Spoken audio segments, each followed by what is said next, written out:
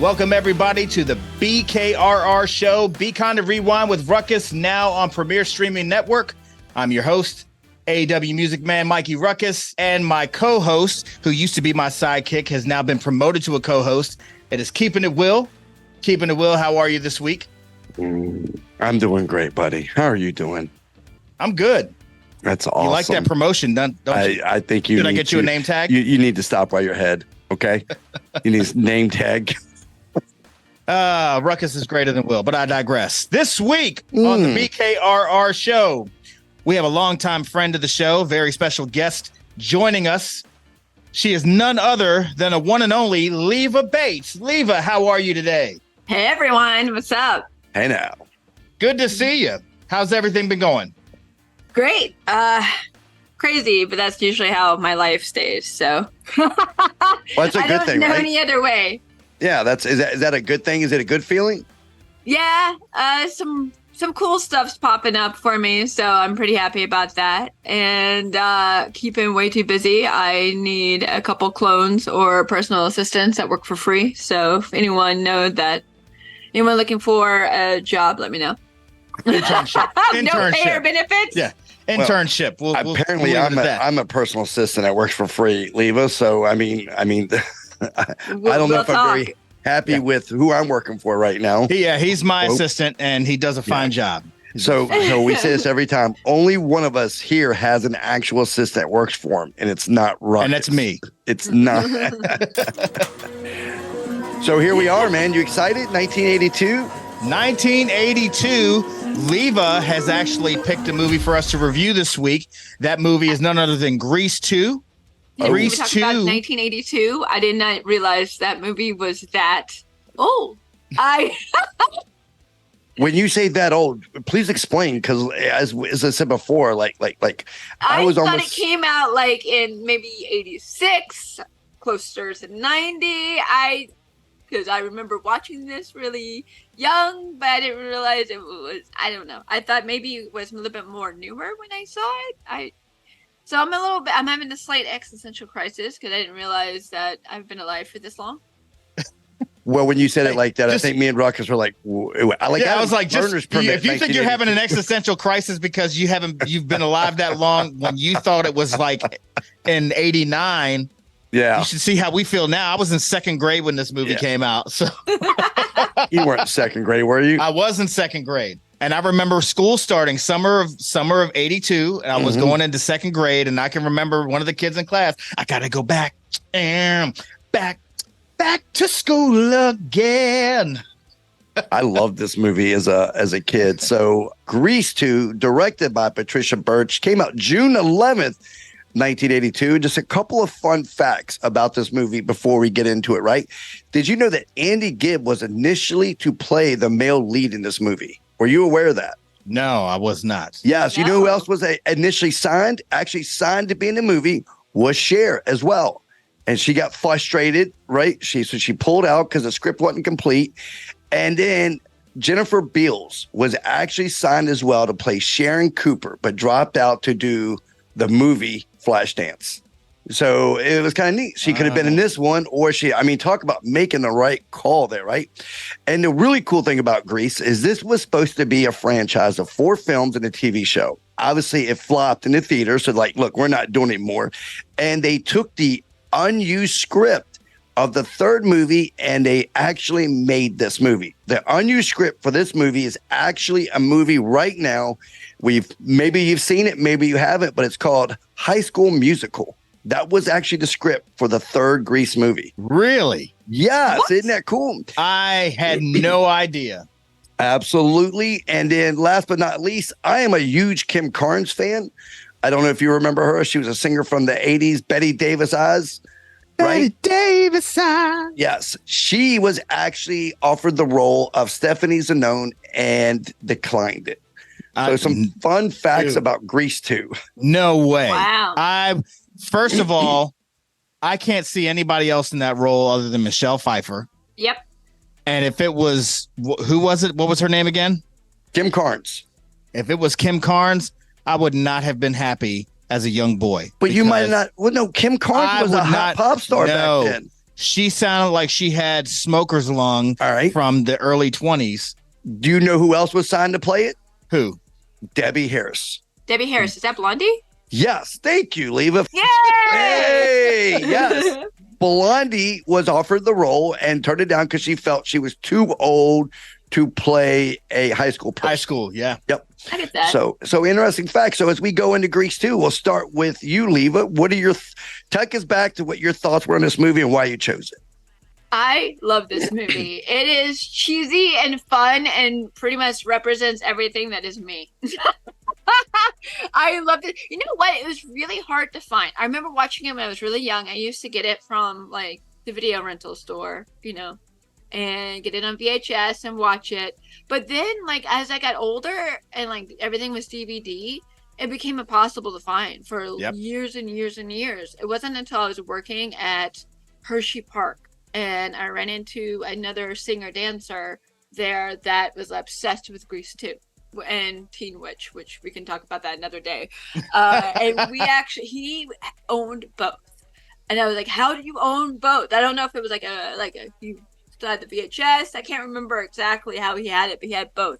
So we ended up having a big movie night where we watched both. And it was just everything I remembered from it and even more. And then a few years later, like in FYE, I finally found it on DVD to buy and to own and to cherish forever.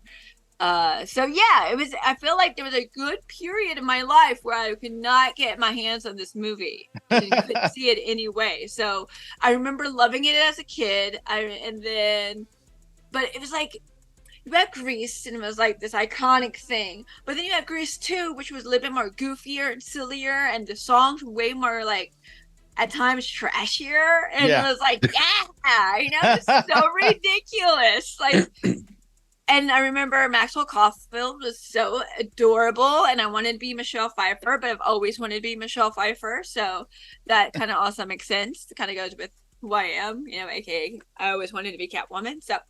But I digress. It's just, it hit on all the little fun things. If you know anything about Teen Witch, it's a really cheesy 80s movie about a girl who gets witch powers and just wants to be popular and that type of thing. And it's just like, it's that silly, cheesy musical thing. Like, I don't know. They all fit in that little box of whatever. And it just, yes, it's fun, it's silly, you forget all about your problems because it's just ridiculous and over the top at times and absurd, and I love every second of it. What is your favorite part in the movie? Oh my god, all of it. Well, okay, so like I think one of the most iconic parts of the movie is Cool Rider. Like, yes, I remember I was in Ohio somewhere. I was visiting my boyfriend at the time years ago. But anyway, and we were at this bar and it had like a weird karaoke bar, but it was more like a performance for like theater kids. So one guy got up there and rocked out Cool Rider, and they had the video in the background so you know what he was doing, but he had like the ladder and he got up there and he was like doing the thing. It was so good. It's like it resonates with us theater kids 100%. Cool Rider is super epic, but I mean, like, let's do it for a country. That was going to be my second one. That's my favorite. Like, we're going to score tonight. There's so many perfect songs that are in this. Every time I go to a bowling alley, I always start dancing with the ball and pretending like, you know how hard it is to actually dance with the bowling ball like that? Because those are not real bowling balls they dance with. I was going to say that they had to be props because ain't nobody swinging those things over their heads while they're doing that. Gimmick balls. You have to find like the kids' balls so you can go and you try to do like the, pirouette and then up, down, over, woo. Yeah, it's hard. So Rukus, have you ever? I'm sorry, Lou. I didn't mean to step over you. Oh no, I'm saying I always just do that every time I bowl. By the way, nice. Rukus, have you ever sang Grease in a karaoke situation? I have not. Really? Yes. That's my go-to karaoke home skillet. Really, Grease 1? Yeah, Grease 1, but it's still. See, we're not talking about Grease 1. Well, but it's still a song. We're gonna table that for another day. Have you done any of the songs? So we're talking about the songs. So not done any Grease songs. Did you watch the movie? Yes. What were your thoughts? Dude, let me tell you first. Right. I get so much flack for loving this movie. Really? Mrs. Rukus dumps on me for loving this movie.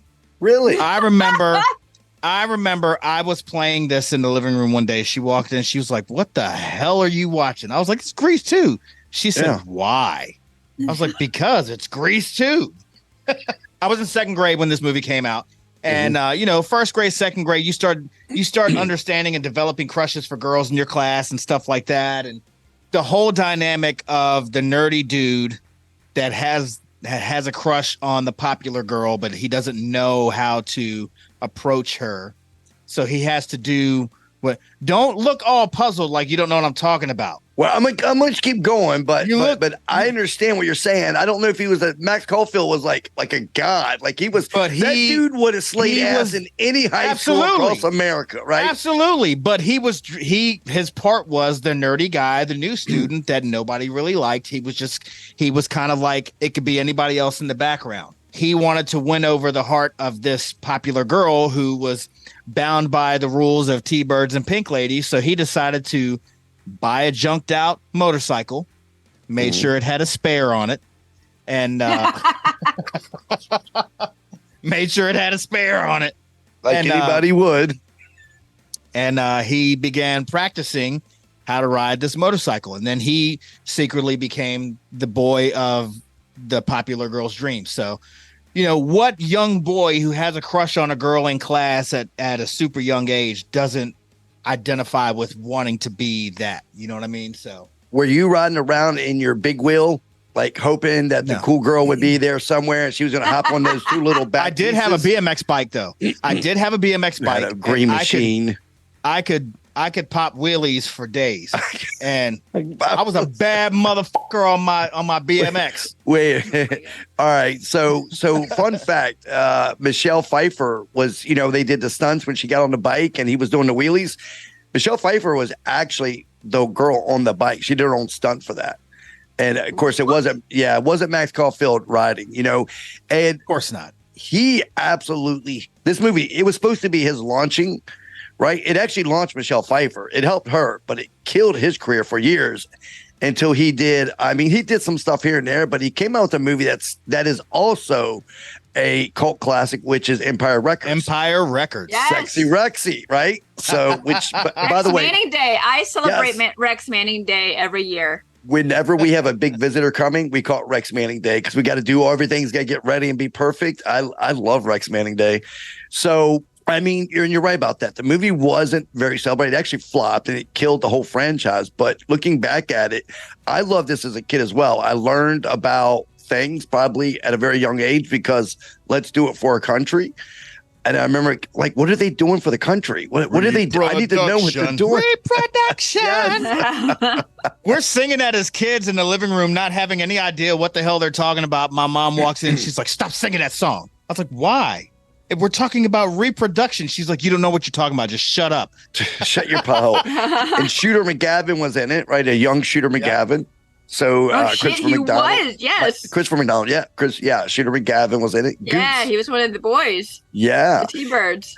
I was a big fan of this movie as well. It was on HBO a lot when I was a kid as well. It was like looped on the HBO. All summer long. So you get to watch that. And again, I love Grease 1 as well. I know we're not talking about Grease 1, but they do parallel with each other, obviously. I was a huge Grease 1 fan, but I saw Grease 2 before I saw Grease 1. And it was years down the road. Wow. Yeah, it was years down the road that I saw Grease 1. And it became, and I love musicals. I don't know what it is about them, but something about choreography, syncing, dancing, and singing just makes me happy as a person. So I'm a big fan of this movie. I think it was a great pick because it makes people feel good, right? And I think that's what we got from you, Leva, right? It makes you feel good just watching it. It's so fun. It's one of those you don't need to take it too seriously. Then that's why it's like it's a light. They're having a bad day, and you're like, oh man, and I gotta do this, and I had bad traffic, and I got bills to pay. But you just pop it on. And you just have like some just lighthearted, fun moments just for a little bit. and it's silly, it's fun, it makes you laugh, you forget where you are, you forget about reality just for a little bit. You know, and I feel like this does this more than a lot of movies do, because a lot of movies, and then they're awesome for that, but they're like realism and, you know, the hardships you go through, and the hardships is like she doesn't want to do what you tell her to do. She wants to do her own thing. She's not the girly girl, like, shut up, you know what I mean? Like, I like what I like. And then he's like, I just like her, I want to be like her, you know. And it's like, that is the issue there, you know what I mean? Like, it's not like, you know, working on and how am I going to pay rent for this month, or, you know, world peace, or political struggle, or, you know, all the weird and terrible things that are going on in the world right now with, like, you know, our lives and people and human beings. It's a lot silly and fun, you know. Absolutely. And the great thing, I think there's I'm sorry, I was going to say, I think there's an endearing quality about it, you know, because, you know, we see it as a fantastic movie, but we can understand why people will look at it as a terrible movie. You know, it's so bad it's good. That's what I love it. It's like Teen Witch. It's not a good movie, but I love it. That rap in Teen Witch was phenomenal. I don't know if you've seen it. We have to have a whole nother episode about Teen Witch. Absolutely. Yeah, that is one of my favorite scenes of all time, by the way. So one of the cool things I loved about this movie, they also flipped, right? So in the first one, the guy was the rebel, the badass, right? And the girl was the goody two shoes, and they kind of flipped it around. I thought that was a neat take on it. Yeah, right? Yeah, I love that part. Because I'm like, yeah. The girl's going to always have to be good. She's going to be a little bit like... She can be a little spunk to her, right? Yeah, and that's what I loved about Michelle Pfeiffer. And I can't imagine anyone else playing that role. I'm sure other people could, but I mean, she's just perfect for it. You know what I mean? She was the type of person to instill the long lifetime crush. Like, I remember Michelle Pfeiffer back then. And that's how I'll always, it doesn't matter how many roles she does, even the Catwoman and everything like that. I will always remember Michelle Pfeiffer in Grease 2. Grease 2. It was her first leading role. And she'd done, I think, like American Graffiti and a couple other little small parts and stuff like that, because she kind of had a scene stealer in American Graffiti. But yeah, this was her first one that kind of really stood out. And it's great that her career, even in the movie flops, her career took off, right? And she was able to, you know, Michelle Pfeiffer, even today, is still badass, right? Even in the Marvel movies. Yeah, you know, she's icon. I mean, when you watch the last Ant-Man, she was the one that she had this shit on lockdown. She lived in the quantum universe for so long. She could navigate that shit. You know, she was like, y'all follow me. I got the connections. I know what we got to do. I really don't want to have to do this, but if we're going to do this, we're going to do this right. So that's right. Buckle up, and she did. So any final thoughts on this, Rukus? And then we'll let Leva give her final thoughts on the movie. Love it 1,000 times over. It still holds up for me. And I see why other people wouldn't like it, but it will always hold up for me. I watched it again. I saw it again for the first time sometime last year while we were doing the BKRR show. And it was my first time seeing it in almost 30 years. So I've already seen it again 3 times since then. Just because. Oh my God. You've seen it since I have. Yeah. So it's so I hold it in high regard. Hey. You got to run in. I love it. Oh. And then the disc even has like their picture on it. Oh, nice. They were dreamy. I thought he looked like the British bulldog back then. Leva, what are your final thoughts on this movie? It's fun. All the side characters, like not side characters, the supporting characters, I thought they really brought this movie to life. They were silly. It's fun. Everyone had their thing. I love the main characters. I love supporting characters. I love that we actually had, what's her name, the girl from the first movie come back because she failed at. Yes, Dee Dee. So, yeah, she had failed. So there was a little bit of connection with the first one, but yeah, and I was like one of them a cousin. Oh yeah, Maxwell Caulfield's character. He was cousins to. He was Sandy's cousin. Yeah, correct. Yeah. So I love that it was connected, but it was his own thing, and it didn't rely too heavy on being its own thing. So I thought Adrian Zmed was hysterical as the new leader of the T-Birds. Yes. Oh my god, he was so good. Like again, everyone had their like little things that they did so well, and there's things they did that they could not get away with today. So, I mean, yeah, I mean, like the whole teacher thing, which I mean, in the 80s we all laughed. It was like, oh, that's awesome, Miss Mason. yeah, yeah. and now it's a felony. Yeah, but back in the day. That was funny. Miss Mason was hot. God bless. So, all right. Well, as we come out of this again, this film was released in June 11th of 1982. And what we have is the top 10 songs of that week. And what we're going to do is we're going to go through and you got to know the song and sing the song. It's a little sing along we do, right, Ruckus? Yep. God damn it. Leva, I segue him into something and I say, hey, just do me a favor. I don't care what it is. Just don't just give me one word answer when I bring you into something. And he does it just to piss me off because he knows. like, hey, yep. Yeah. God bless. All right. So top 10. I kind of drop it in there at least once every episode.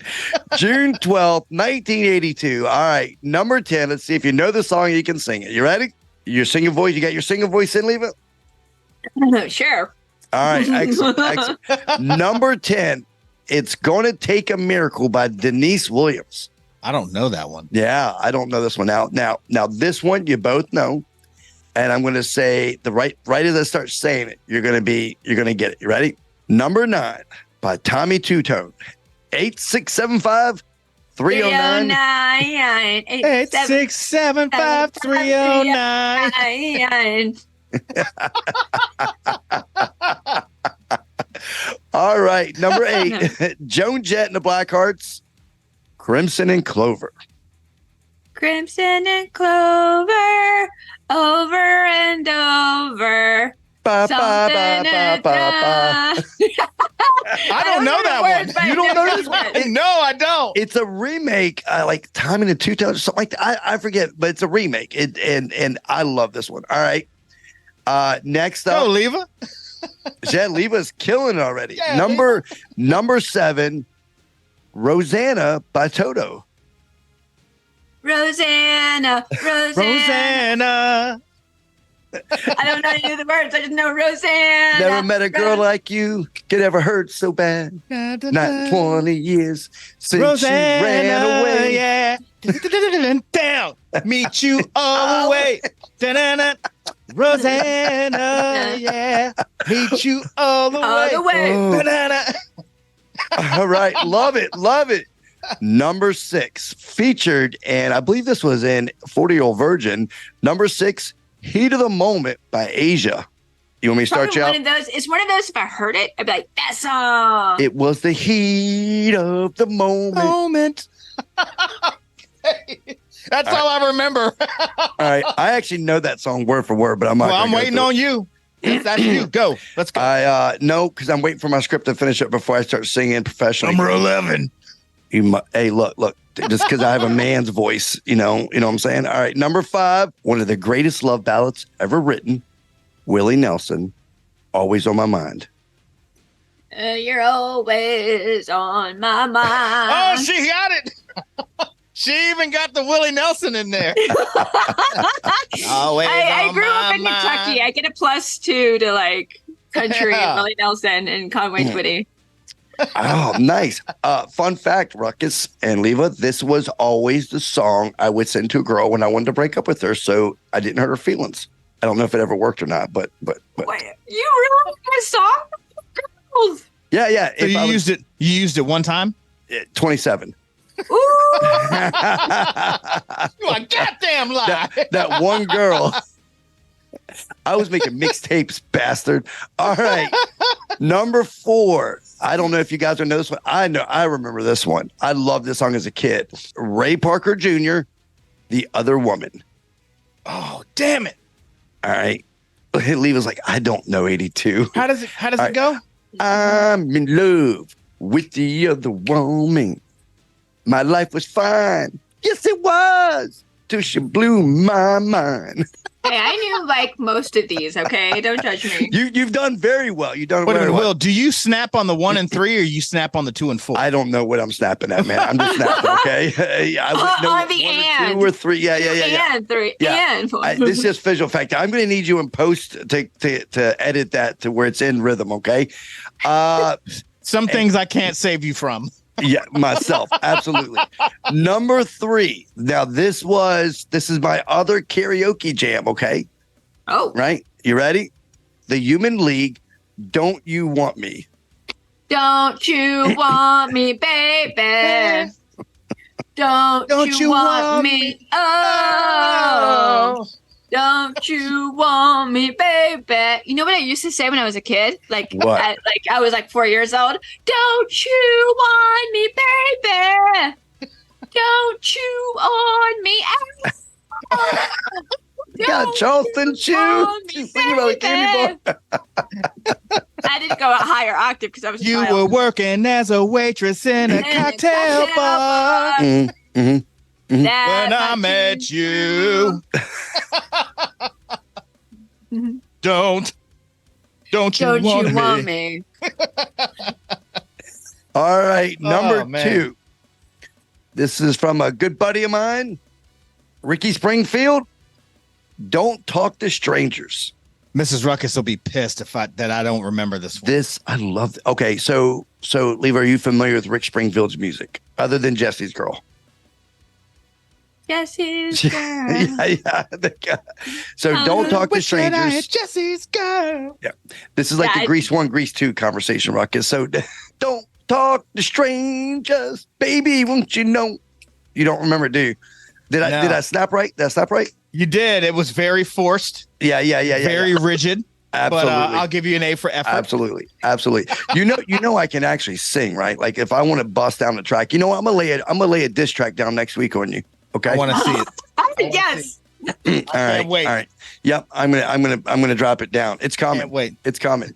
But the great thing is, this doesn't air till like December, so I have till December before I lay that track down. Okay.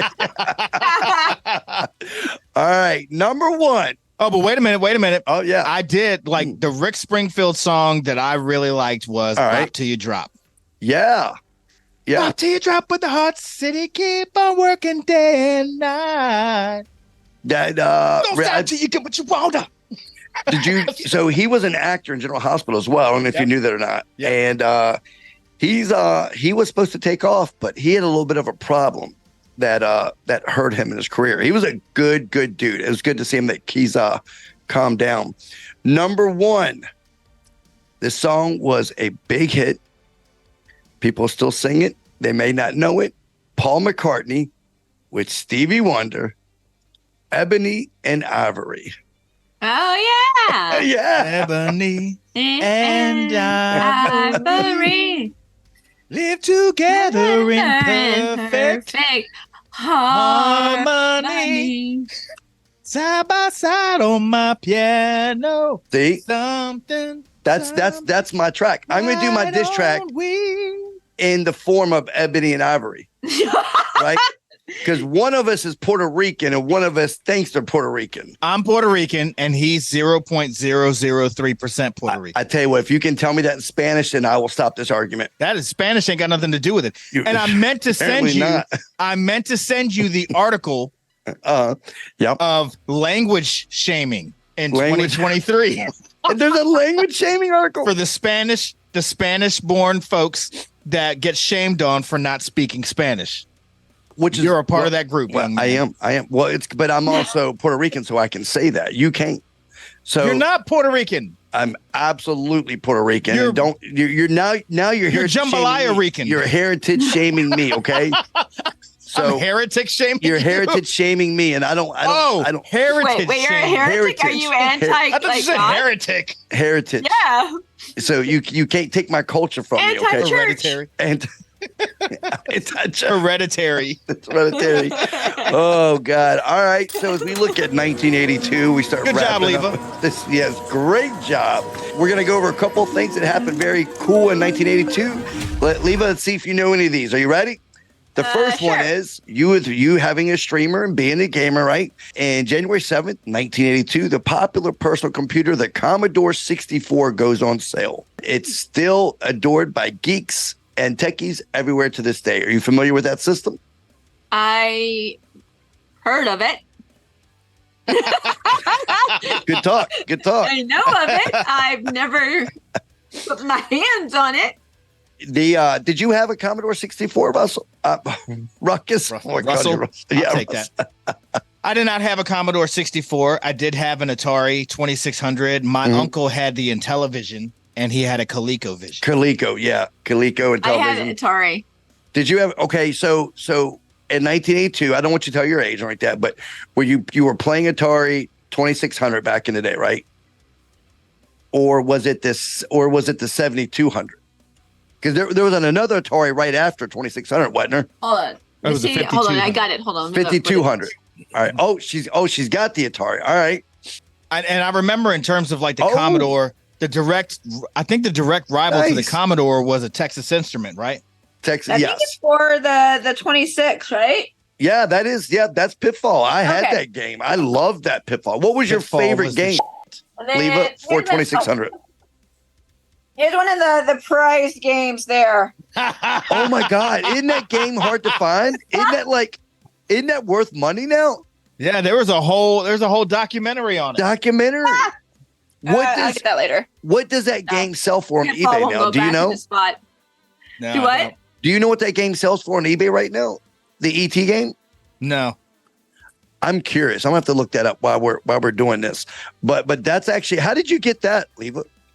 That one might have been the one I owned when I was a kid. Either that's one I owned, or I ended up getting another Atari gifted to me from a fan at Shimmer who had a bunch of games, and Mom held on to it for a long time because she drove to Shimmer from Kentucky, and I couldn't fly with all of this, obviously, because it was a big thing of it. So Mom held it for a long time, and finally I was able to bring it back with me to set up. So I have a lot of the games there, but some were mine and some I think were given as part of that. So that's pretty neat. Mom got rid of the Atari itself, I think, but I had a couple of the games.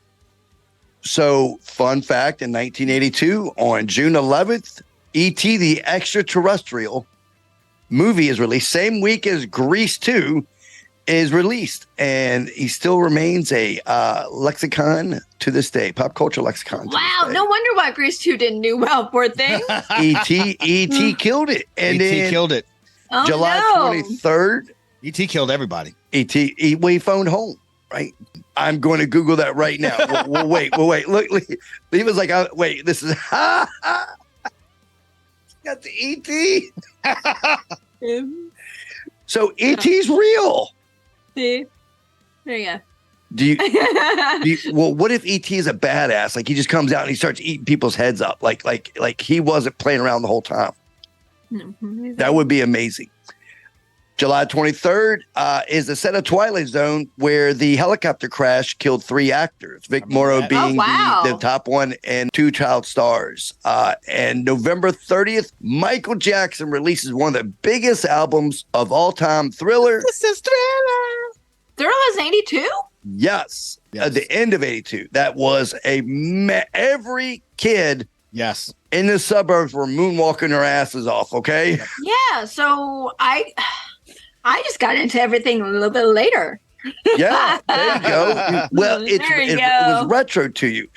Last but not least, the G.I. Joe toy line is relaunched by Hasbro, Ruckus, with the 3.75-inch figures that we grew to love, right? It was one of the most successful and long-running toy lines of all time.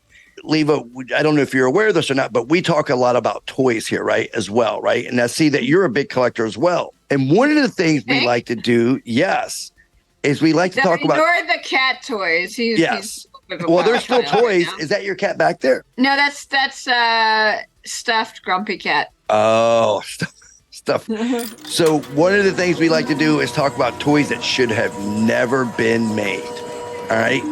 And this week we're going to throw the thing up there, and as you guys are watching this, right? This week we have a Play-Doh Fun Factory set, right? And Leva, we sent you something to look at here. Yes. This is recent. And it came out right before Christmas. And parents bought it because, it's Play-Doh, right? And parents bought this and lost their ever-loving minds, right? Now, Leva, we here at the BKRR Show, we like to be a little bit more in-depth than a normal person. So what I did was I actually went onto eBay. No, you didn't. And bought the Play-Doh set, right? So we're going to pop this bad boy out, and we're going to see. It's right here. We're going to see this toy. Are you ready? When was the last time you used Play-Doh, Leva? Oh, God. Last Tuesday. Now, this is the toy in question. Oh, but it's kind of small. What? Well, I mean, it could be cold here, okay? It could be cold. So this is the toy. But that's not the worst part of it, okay? Hold on, there's more. But wait, there's more. There's more. So we got all this, right? So this is good. So then you're supposed to take the Play-Doh, right? And I haven't even opened this. This is all brand new. You take the Play-Doh. We'll go with a random color here. You take the Play-Doh out. When was the last time you played with Play-Doh, Rukus? It's a long time. Because my grandkids don't even like Play-Doh. You put the Play-Doh in. Now, again, this is a toy for kids. My cats are like losing their minds right now because they got Play-Doh up by their feet now. All right. It doesn't smell like Play-Doh used to, does it? Remember that great smell of Probably Play-Doh not, in the mornings? We played it. All right, you ready? So then you put this in, and then you squeeze. What the fuck? Like, who was the head of quality control when they were designing this thing? My thing is, have you guys baked before? Yes. Because the thing you use to have the icing come out is not shaped like that. So why would they make the thing for the icing for the cake to come out like that? Like, why would you add the little rib? Like, you know what I mean? Like, why would you add that little thing to give it that? Just make it a little funnel. It's even got little balls, right? It's ribbed for their mushroom tip. The mushroom tip. They knew exactly what they were doing. They knew what they were doing. Why? And it's red. Sure. And you got to pack enough of it in there, or you'll get unless you don't, you'll get the premature evacuation. So this is insane that they would actually put this in a toy. So now we have to figure out what we're going to do with this. We have to give this away or something, right? Because I don't think any of us are going to play with Play-Doh, right? Or maybe we do. Maybe we take clay animation. Little beads around to give it that shape. I'm like looking at this picture again. What the? This is absolutely. Now I'm going to keep doing it because like they have fidget spinners, Rukus. Yeah. This would be like for me, like a pressure, like what do you call it? A stress relief or stress. Okay, I'm done. Oh, that's right up your alley then. Yeah. That's the case. I mean, if you don't want to give it away and you want to keep it for yourself, there's no judgment here. Yeah, we understand how you feel. We're in the safe zone. Are we in the safe zone? All right. Safe zone. There's no judgment here. Man, it's your world, dog. Sometimes you just feel like roughing up the suspect, okay? So when people come over, if they see that just hanging out, laying around, they might be like, you forgot to put your toy up. Oh, well, you never know. But yes. And then you tell them it's my world, dog. I'm just a squirrel trying to get a nut. Which a Play-Doh nut. It's I did.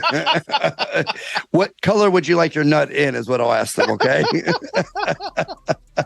You should take that for like a white elephant. If you do a white elephant this year, like. Yeah, I don't have any friends to celebrate Christmas with, or family.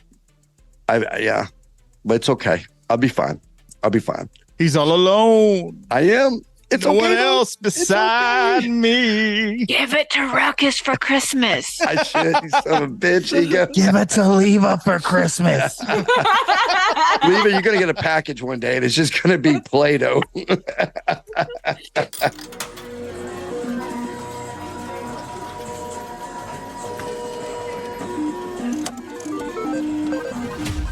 Hey everyone, this is Mikey Rukus here to tell you about a brand new segment coming to the BKRR Show, Beat the Rukus, where you send in your nostalgia questions to see if I know them, which I probably don't.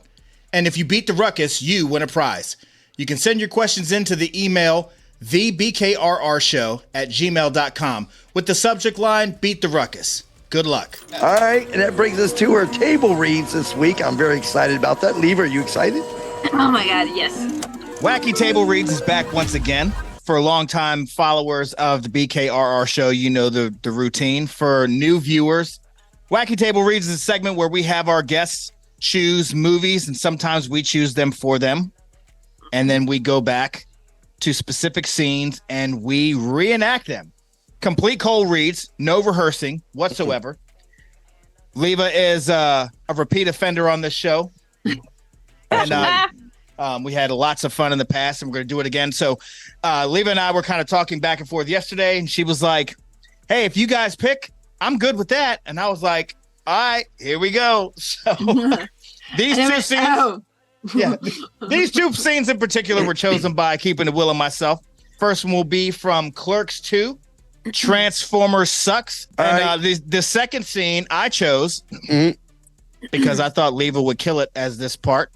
Oh, and we're doing the movie Beetlejuice, where Barbara and Adam meet Beetlejuice for the first time. I'm especially excited about it because I know Leva has the voice of 1,000 angels, monsters, superheroes, and oh Jesus! No, I don't know. I don't know if I can do this one, but we'll try. We'll see what I can do. So I will say that we have not rehearsed any of this. Nope. Leva got the scripts this afternoon. Mm-hmm. Will got the scripts right before we came on, and that's how we do it. So it's a complete cold read, and whatever happens. Let's do it. All right, let me pull up the script. All right, I'm excited, and you get to play Randall. That's pretty cool, Leva. Yes, and funny enough, you know what's awesome? I know everyone in the scene pretty much, which is really, really cool. Jeff Anderson, who plays Randall, I met him last year, I think, for the first time. Mm-hmm. Not for the first time. I met him way back, but like as an adult, watching other movies and stuff, and then you meet him again, and you're like, wait, that's really his voice. I thought it was like more of a character voice he put on. No, because me and my friend were sitting there and we're like hanging out with Jeff Anderson because that's what you do at conventions, right?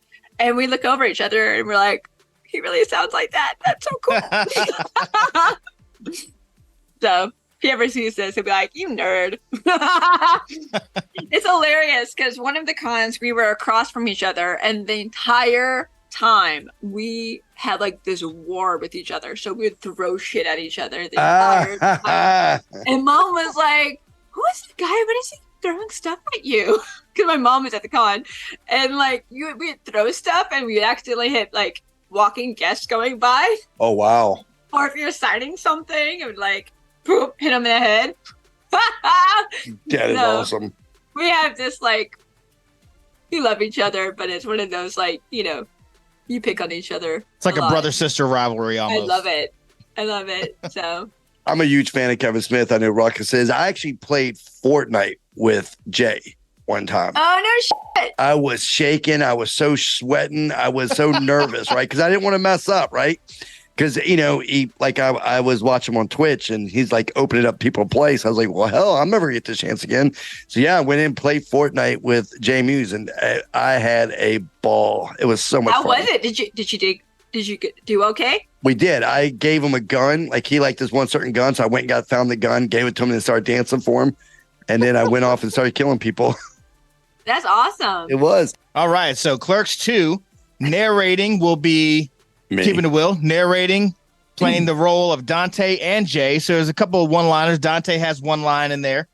Jay has a couple lines in there. I will be playing the role of Elias.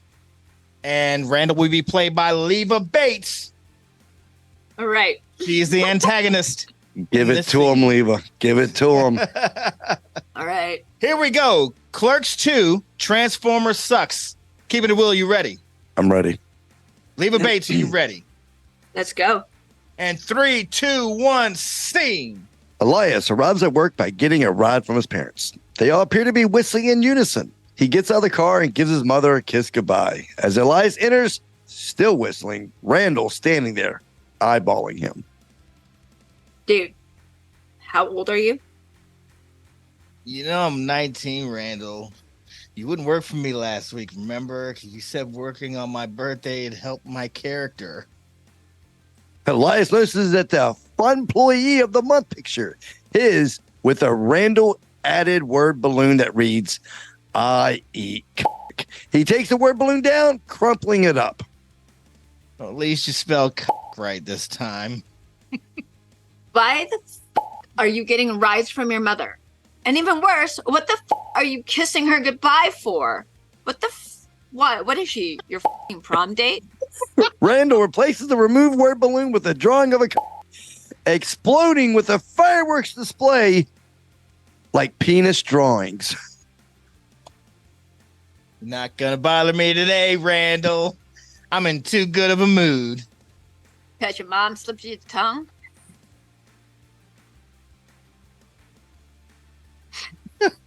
No, because I just read online there's going to be like a live action Transformers movie. And?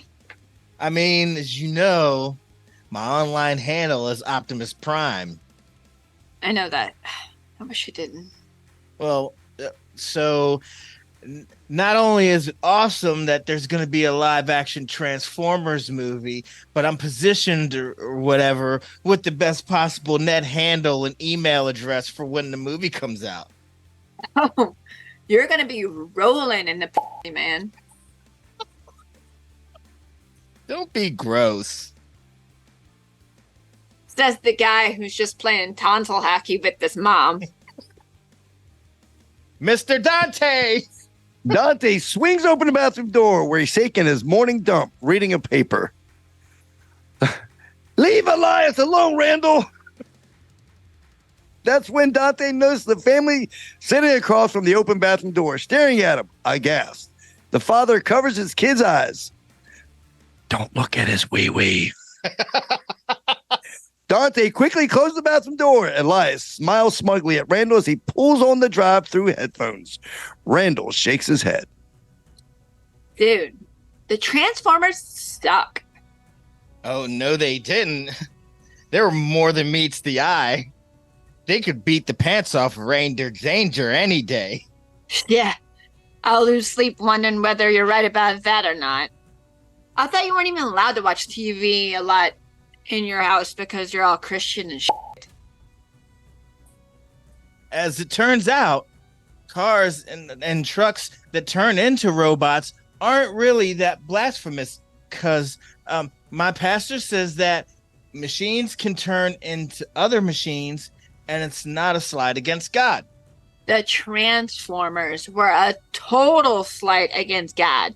As much as his God sent his only begotten son to die on the cross to redeem mankind, and all we did to pay him back was making terrible fucking cartoons like the Transformers. Nice shot. Well, because at Bible camp, we did this flow chart, and that kind of proved or whatever since God created man and man created the Transformers, then the Transformers are like a gift from God, Randall. No, sir, they're not a gift from God. They're an unholy curse from the beast who is called the Desolate One. I don't want to hear this, Randall. The first of the fallen, the spoiler of virgins, the master of abortions. You know I don't like to talk about dark forces, Randall.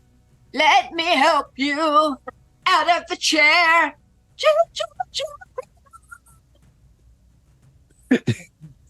Jay and Silent Bob pop up the drive-through window, chiming in with the song. Grandma, what it's like to be on the holiday site. Late night, I awoke from my sleep hearing unknown voices. Laughing insane. Elias runs off screaming, forgetting that he's still wearing the connected drive-through headphones. He gets a few feet, then is suddenly yanked backwards, landing on the floor. Randall, Jay, and Silent Bob stare at him as he lays there groaning. Oh. And scene. Okay. All right. Before we go any further, I got to understand. I don't know if your motivation was to combine a Pee Wee Herman with a Matthew McConaughey, but if that was it, then you nailed it. Okay. You talking about me? Yes. Pee Wee. But Pee Wee talks like this. I didn't talk like that. And now you add Matthew McConaughey in there, and that's exactly the voice you just did. And everyone's watching is going to know. Yes, they're going to. That's the voice. Going ride in my Lincoln Town car. He was doing a pretty good Elias, actually. So I think he was pretty good Trevor. I think he nailed it. All right. All right, and our final scene for this evening is Beetlejuice. Barbara and Adam meet Beetlejuice for the first time. Let's back up on the story. I'm sure everybody knows it very well. Adam and Barbara die in a car accident outside their home. They are ghost confined to their home. A family moves in. The family wants to change everything up in the house, namely the mother, and they want to get them out of the house. They try to scare them. They try to do ghost stuff, and then they have to rely on Beetlejuice. So this is the scene where they meet Beetlejuice for the first time. The actual interaction between Beetlejuice, Adam, and Barbara, and then everything that kind of flows on after that. So narrating and playing the role of Barbara will be Keeping It Will. So Keeping It Will, I need you to get the 1967 smoking secretary voice out. And consider that done. Consider that done. I love that he's doing Barbara and I'm doing Beetlejuice. But you could probably nail Beetlejuice's voice pretty good. I think you're going to do a great Beetlejuice. I'm excited. I don't know, man. I haven't been able to practice this, but okay. That's what makes it great, though.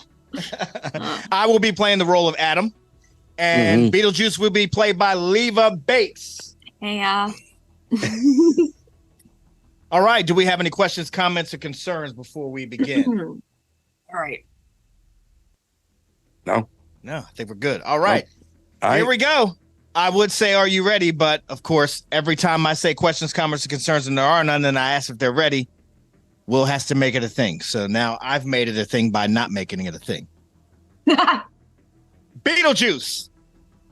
3, 2, 1. Scene. Adam looks intently through the book. Barbara's eye is caught by something in the model cemetery.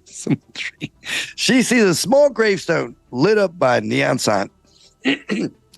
Adam, it's him. Look, Beetlejuice. Beetlejuice. Go ahead, Barbara. Say it. Beetlejuice. Barbara and Adam are instantly transported into the model graveyard. What happened? I think we're in the model. Hey, look at that. Barbara and Adam look around at the graveyard. Adam spots a neon Beetlejuice sign. They see a Beetlejuice tombstone at the top of the hill and decide to inspect further. Well, where is he? What do we do? There are 2 shovels that fall in front of the Beetlejuice tombstone. Looks like we dig, Barbara. The 2 begin digging. Barbara, they're coming for you. The 2 begin digging into the model gravestone. Nearly 6 feet down, Adam hits something. It's Beetlejuice's coffin. Oh, it's about time. I say we open it. Maybe we should knock first. A rumble emanates from the coffin. Barbara and Adam climb out of the grave, and Beetlejuice rises up and is floating above them with a huge evil smile. The attempt to run away, but he catches them.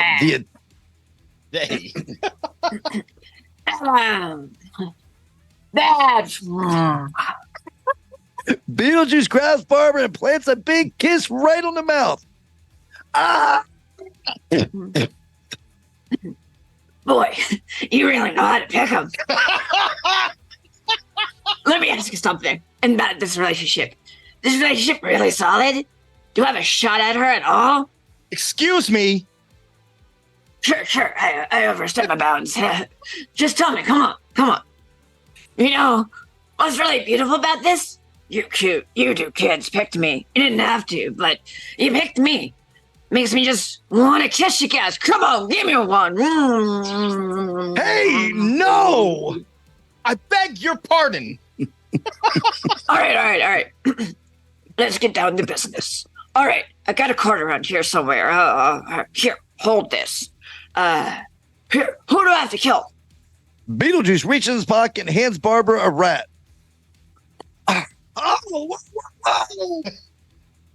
You don't have to kill anybody. Possession. Learn to throw your voice. Fool your friends. Fun at parties. No, we just want to get some people out of her house. I understand. Well, look, okay, in order to do that, we really gotta have to know each other. We gotta get real closer, move in for a while. We gotta be real pals, you know? You know what I'm saying? I'll save that for later.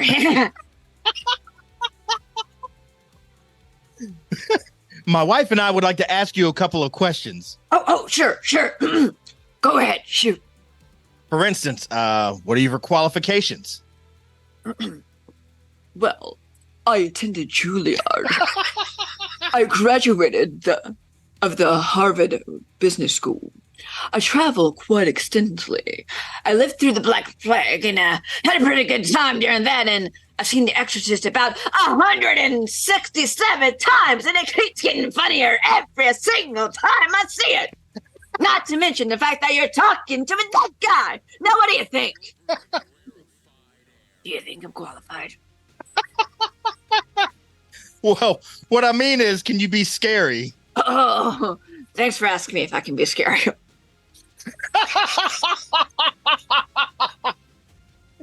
What do you think about this? Will you excuse us, please? Here. Talk amongst yourselves. As Adam and Barbara begin discussing the situation, Beetlejuice grabs a stick and attempts to lift Barbara's dress to get a peek. Hey! Excuse me. We are leaving now.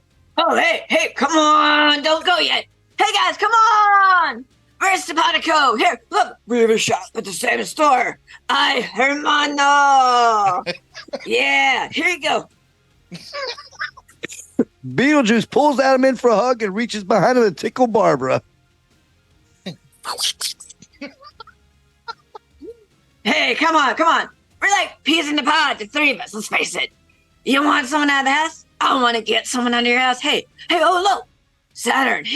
I've been to Saturn. Whoa, sandworms. You hate them, right?